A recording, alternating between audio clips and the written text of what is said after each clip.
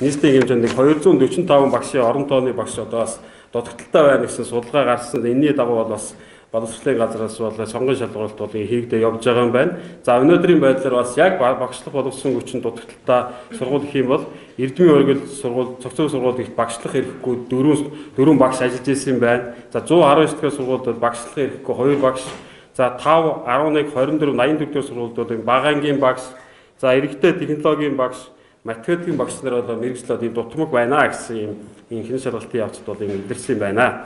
За ном сурах хүчийн хангалт бас хэрхэн яаж хангаж байна гэдэг дээр бид нар бас хэн шалгалт хийсэн. За энэ дээр бол бид нар хийхэд бол за 1-5 дахь ангид бол хүүхдүүд бол ингэ төрөөс бол та бүхэн мэдж байгаа 100% одоо олгодог. За энэ бол ажил бол 100% олгогдож явж байгаа юм байна. За 6-аас 12 дугаар ангид бол энэ хүүхдийн хичээл сурах хүчиг бол бас худалдаагаар явагддаг байж байгаа. За энэ бол бас худалдаагаар явагдаж байгаа юм байна. Хамгийн гол нэг анхаарах юм гэх юм бол энэ 10-аас 11 дугаар ангийн сурах хүчгүүд бол одоо бас яг энэ 17-аас 18 хичээлийн жилд бол хэвлэгдэж гараагүй байгаа. За энэтэй холбоотойгоор бас тухайн одоо хичээлийн хүрээнд дагуулгын хүрээнд бол энэ удирдамж гараад энийг ашиглаа гэсэн чиглэлээр ингэ явж байгаа юм байна.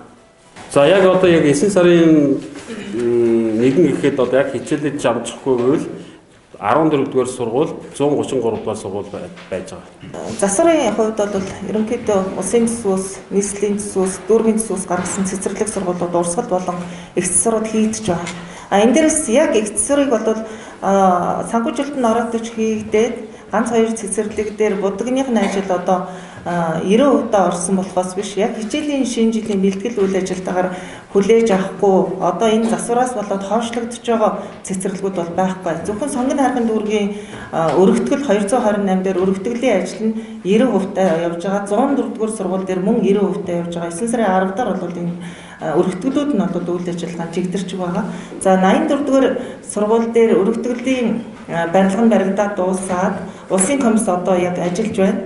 Үүнд бол нийт ангийн хүүхдүүдийн бүх ангийн хүүхдүүдэд биш нийтдээ 2 ангид бол ширээ сандал тодорхой хэмжээгээр хүрэлцэхгүй дутмаг байгаа. Энэ асуудлыг бол 9 сарын 1-ээс өмнө шийдэж өгчнө гэсэн чигтэй байна.